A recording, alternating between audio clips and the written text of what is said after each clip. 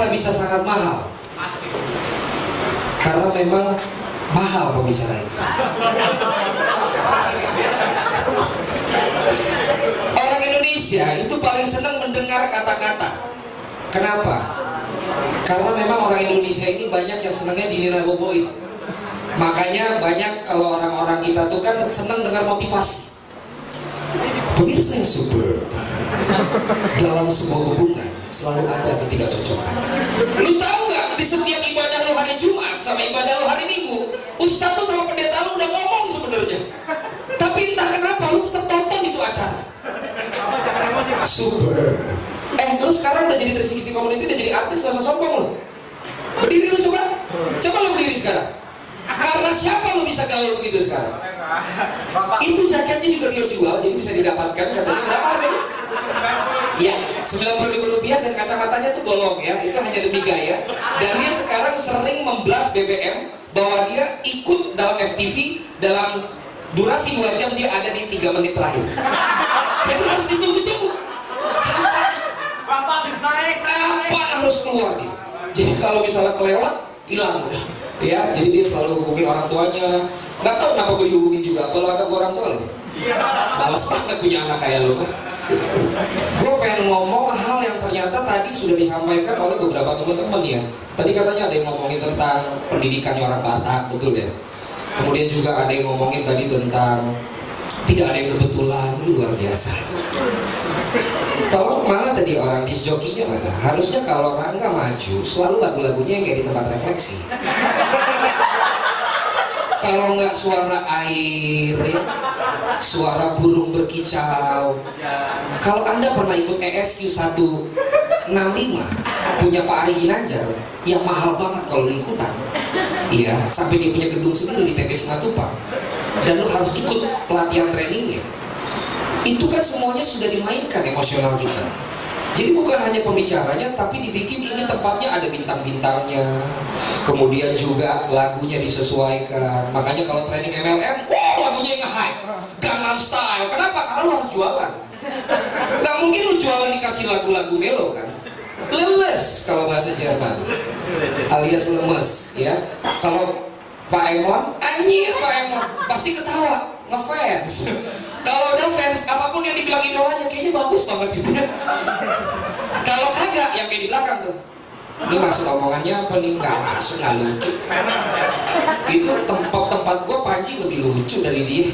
Gue kan cuma bandingin doang, nah gitu kadang-kadang ya kan. Datang ke sini ada yang menghakimi, ada juga yang pengacarai ya, banyak pengacara soalnya di sini ya. Tapi nggak apa-apa lah, gue sama aja ya. Bahwa namanya public speaking, ada 3 hal tentang public speaking yang gue tolak di dalam nama 360 Community. Yang pertama, katanya ketakutan yang paling tertinggi di seluruh dunia adalah ketakutan akan berbicara di depan publik. Itu data yang selalu dibikin oleh seluruh trainer public speaking. Untuk jualan ke XR-nya company itu selalu bilang, Pak, data menunjukkan bahwa ketakutan yang paling utama di seluruh dunia bukan ketakutan akan ketinggian, bukan ketakutan akan serangga, bukan ketakutan akan ular, bukan ketakutan akan debt collector, bukan ketakutan akan apa-apa, tapi ketakutan pada public speaking. Itu namanya glossophobia, iya kan? Gua gak mau kalah. Agung dari tadi ngomongin bukunya Malcolm Gladwell ya, dari Tipping Point, Blink, kemudian sekarang udah ngomong tentang David and Goliath. Luar biasa. Gue pikir lu bacanya tentang Al-Baqarah. Lu baca Daud sama Goliat. Hati-hati lu. Ya kan? Dan itu udah dia baca. Dan gue gak mau kalah dong ya kan. Gue juga baca buku ya dong. Aku bisa begitu kan karena pasti gurunya ya kan. Gurunya bukan gue. Gurunya juga bukan gue saudara-saudara. Iya kan? Glossophobia bagi gue itu sebenarnya nggak tahu terbukti bener apa enggak. Iya kan? Karena ternyata dari lahir tuh sebenarnya kita udah rajin, udah bisa ngomong kok. Dari kecil lu udah dididik sama orang tua lu bisa ngomong kok, kenapa lu mesti takut gitu. Nah, untungnya orang Batak, iya kan tadi udah dibahas tuh, ada yang ngomong Parjojohon ya kan. Jadi orang-orang Batak itu dari kecil itu udah disuruh ngomong, bahkan terkesan dipaksa ngomong. Iya kan, kau jangan bohong, kamu udah Batak kali kau. Jangan langsung malu, kamu nunduk udah pasti ke Batak. Kalau sampai Manado kayak kau berdoa sama orang Manado. Ya kan nggak mungkin wajah Manado kayak kau kan, sebelahnya mungkin ya kan, putih-putihnya beda, putih Manado sama Batak ya kan. Putih Manado lebih terawat ya, walaupun mungkin itu pakai kredit juga beli segala sesuatunya ya, tapi yang penting gaya ya bener kan. Tapi kalau Batak gaya nggak gaya, yang penting dia kan jadi banteng di kampung orang ya kan, makanya dia preman kali kalau orang Batak di mana-mana kan. Coba di kampungnya kambing dia itu ya kan, pasti tahu orang Batak lagu apa itu ya. Kita punya acara yang setiap tahun baru membuat saya tidak bisa buka kamar, yang membuat saya tidak bisa minum minuman setiap malam tahun baru. Padahal saya sekolah di Pamudi Luhur, tempat gaul. Setelah sebelumnya dari TK sampai SD dan SMP itu di Desa Putra, desa. Ya, saya suka malu, SMP di mana? Desa Putra. Alamatnya Sreksek Sawah. Aduh, kampung kali awak. Aduh ya kan. Tapi ternyata karena setiap tahun baru saya harus disuruh ngomong, ternyata itu yang membuat saya akhirnya ya jadinya terbiasa ngomong. Tahu nggak kalau orang Batak itu disuruh ngomong, kalaupun dia nggak kenal, anggaplah kau kenal. Pokoknya say something katanya. Kalau kayak lagu sekarang kan, say something apa penyanyi? Ih, gila, betul loh penyanyi berarti ya kan. Kadang-kadang ada keluarga datang dari jauh 20 tahun nggak pernah ketemu, harus tetap disapa. Bapak, ceritanya gitu, kalau kita panggil di Batak itu Amang kan? Sudah sering kali ku dengar namamu, baik kali kau sama keluargaku Pak. Senang banget tahun baru bisa ketemu sama Bapak di sini. Kudoakanlah tiap tahunnya supaya Bapak dan anak-anak sehat. Padahal nggak kenal, pokoknya ngomong aja. Dan itu kalau di keluargaku itu dari umur 4 tahun saya udah disuruh gitu. Dan dari dulu sebenarnya dendam ya kan? Kenapa? Apa lagi nih? Kita sekali-sekali pesta kek, lagi malam tahun baru. Sampai pernah saya lagi ke Riau, waktu itu naik kapal laut ya, bukan kapal terbang loh ya kan, jam 12 malam. Bapakku tetap aja, woi udah jam 12 woi. Kenapa? Bukan nyanyi dulu dia, ayo kita, namanya itu mandok hata. Sampaikan dulu sama bapakku ini, apa kekuranganku? Aduh banyak kali Pak. Cuma gimana kalau awak buka semua nggak dibayar lagi nanti pendidikan sekolah kan. Poinnya adalah bahwa tirulah orang Batak, maka engkau akan jadi jago bicara ya kan. Kenapa? Dari pengacara orang Batak, betul. Dari jaksa, dari pengacara, jaksa, hakim orang Batak semua kan? Betul kan? Yang parah, terdakwanya pun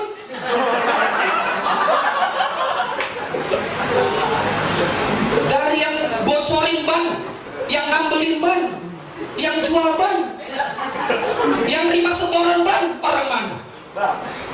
Sampai pernah saya sakit hati waktu saya masih bawa motor. Ban bukan bocor di Kuningan, iya kan? Terus bocor bannya. Bang berapa? Saya kan tahu harga ban dalam kan sekitar 25.000 zaman saya. Saya kan lahir tahun 91. Nah, 25.000. Makanya mahal. Jadi orang harus ketawa ya kan? Berapa ini Bang? 35. Yang bener aja biasa 25. Tahu gak jawabannya apa? Bang, tuh tanyanya sama Batak-Batak di sono pasti 50. Terhina saya. Maksudnya apa coba? Membuktikan bahwa dua sifat manusia ya. Yang udah tahu, ayo sama-sama kita katakan baik dan terima kasih yang udah tahu ya. Kalau nggak baik banget dia pasti kacau ya kan. Glosofobia saya tolak itu. Kenapa enggak? Itu semua hanya karena lu nggak terbiasa. Yang kedua katanya, ada yang mengatakan bahwa gua nggak bertalenta untuk berbicara. Tapi ada buku yang bilang bahwa talent is not enough. Talenta nggak akan pernah cukup. Kenapa? Kalau lu memang dari kecil suka ngomong, kalau lu memang dari sekarang doyannya ngomong, coba gua kasih waktu lu ngomong 6 menit. Nggak akan selesai. Pasti kurang, bener nggak? Makanya gua nggak dikasih waktu 6 menit. Karena udah pasti tahu laptopnya bahwa gua akan kurang kalau ngomong 6 menit. Talent is not enough. Kenapa? Harus di manage supaya walaupun saya bertalenta, apa yang saya tahu, tapi apa yang perlu saya sampaikan gitu kira-kira. Nah ada yang bilang, tapi gua kan orangnya kerjanya di finance, gua kan kerjanya lihat angka, gua kan gak berhubungan dengan orang, gua juga dari dulu paling gak suka ngomong sama orang, gua kan dari dulu kan paling gak bisa kalau suruh ngomong di depan orang, gua pernah waktu ngomong tuh diledekin orang, gua pernah waktu ngomong dilemparin orang. Itu kasus-kasus yang banyak terjadi kalau gua kasih training di perusahaan. Nah siapa di sini yang memang merasa dan berpikir bahwa lo gak bertalenta untuk ngomong?